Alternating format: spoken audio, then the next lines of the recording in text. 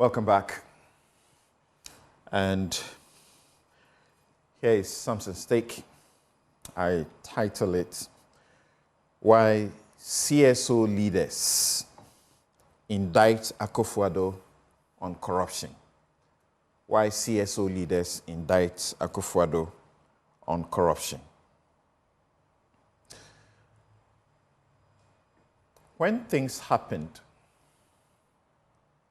in a rather bizarre fashion that led to Domelevo being removed from office as the auditor-general,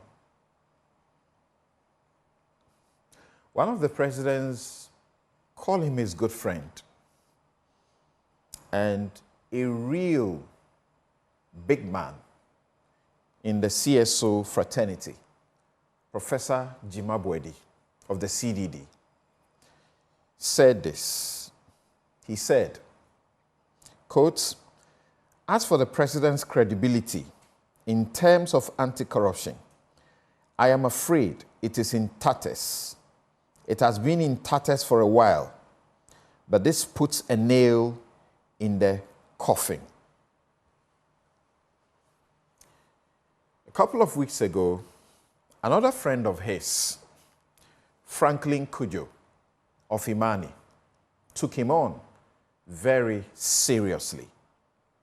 In fact, people he had been very good friends with, some of whom he had put in positions of trust in the Republic, have been extremely disappointed at him, with him. Some of them who have their moral compasses right left this ship, the Akufo Addo ship. They left it. You know them. They are very few.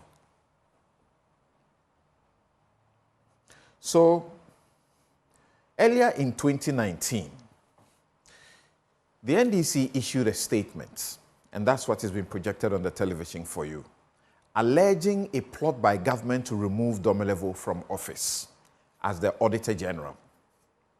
Many doubted it and said the NDC was, as usual, on one of its propaganda jobs.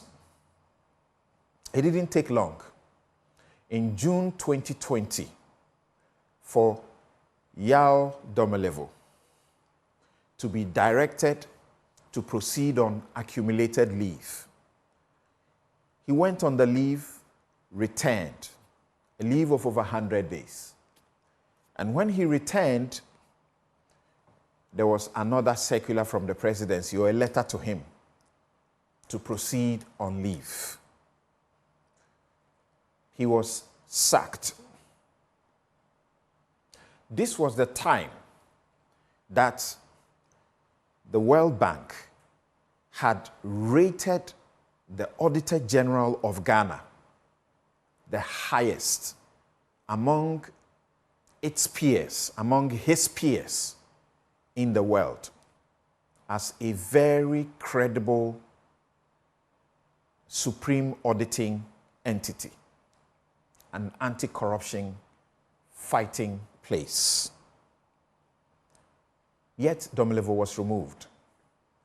CSOs came together under the CDD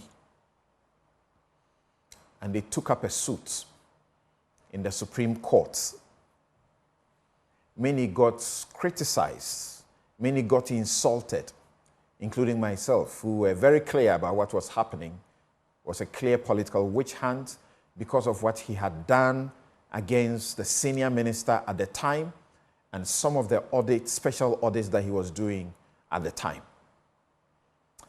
It took a long time, but the Supreme Court will vindicate the CSOs that they were right, and that the action by the president was wrong.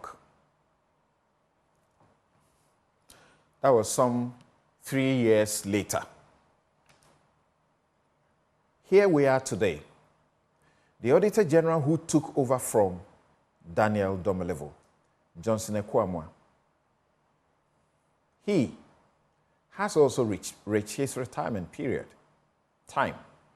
But his contract has been extended. Yes.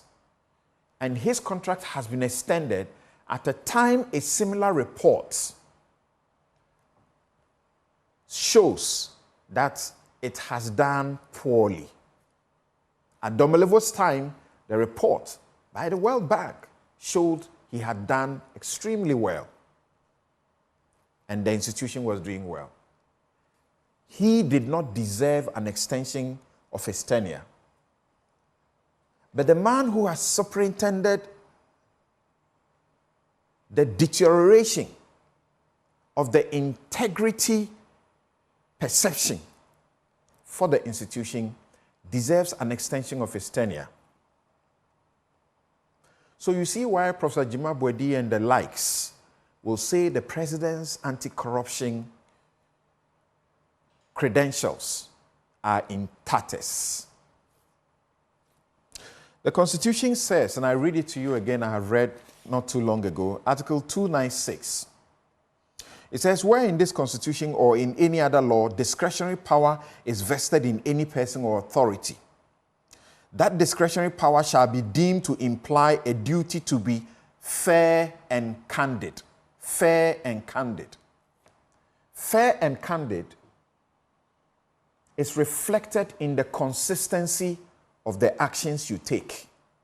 Mr. President, you have not been consistent. Where you are expected to sack, you are promoting. Where you are expected to promote, you sacked.